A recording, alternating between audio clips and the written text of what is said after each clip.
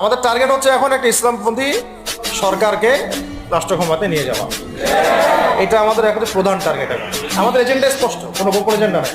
আর আমি ছোট মানুষ, ছোট জায়গা থেকে বলতে চাই যে আমাদের যে ওলামায়ে কেরামগণ মাঠে আছেন, যে রাজনৈতিক দলগুলো আপনারা মাঠে আছেন, এবার আপনারা কোনো রুটির টুকরার জন্য লড়বেন না। এবার পুরো রুটি নিয়ে লড়বেন। প্রত্যেক আসনে প্রার্থী দিবেন আপনারা। যেহেতু এর বাইরে সিস্টেম এখন অন্য সিস্টেমে যাওয়ার সুযোগ হচ্ছে না, তাহলে পুরো রুটিটার জন্য লড়তে হবে আপনাদের।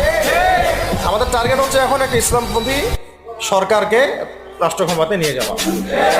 এটা আমাদের এখন প্রধান টার্গেট। এখন আমাদের এজেন্ডা স্পষ্ট, কোনো গোপন এজেন্ডা নেই।